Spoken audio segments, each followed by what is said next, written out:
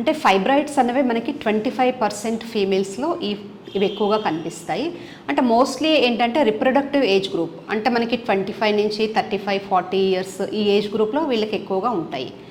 అంటే యూజువల్గా ఏంటంటే మనకి ఎందుకు ఈ ఫైబ్రాయిడ్స్ వస్తాయి అన్నది కారణం అనేది కరెక్ట్గా మనకి తెలీదు.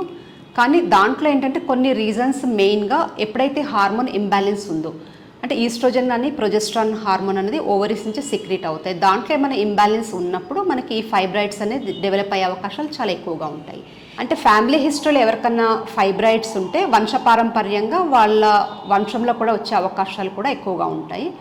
అంటే హైపర్ టెన్షన్ కానీ డయాబెటీస్ కూడా ఈ ఫైబ్రాయిడ్స్ రావడానికి కూడా ఒక కారణం ఉంటుంది. దాంతోపాటు ఒబెసిటీ, అంటే ఒబెసిటీ ఉన్న వాళ్ళకి ఏంటంటే వాళ్ళకి ఈస్ట్రోజన్ హార్మోన్ అనేది ఎక్కువగా ఉంటుంది, ఈస్ట్రోజన్ టెస్టోస్టెరాన్ హార్మోన్. దాంతో ఏంటంటే ఇంబ్యాలెన్స్ ఎప్పుడైతే అవుతుందో ఫైబ్రాయిడ్స్ ఫామ్ అయ్యే అవకాశాలు కూడా ఎక్కువగా ఉంటాయి.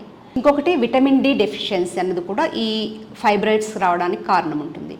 అంటే ఎవరైతే ఎక్కువ ఈస్ట్రోజన్కి ఎక్స్పోజర్ అవుతారో వాళ్ళకి ఫైబ్రాయిడ్స్ వచ్చే అవకాశాలు ఎక్కువగా ఉంటాయి.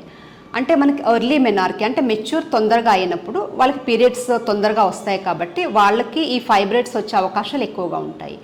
లేదంటే మెనోపాజ్, అంటే పీరియడ్స్ ఎప్పుడైతే ఆగిపోతాయో, అంటే యూజువల్గా ఏంటంటే మన 50 ఇయర్స్ వరకు పీరియడ్స్ ఆగిపోతాయి, 50, 51, 52 అలాగా.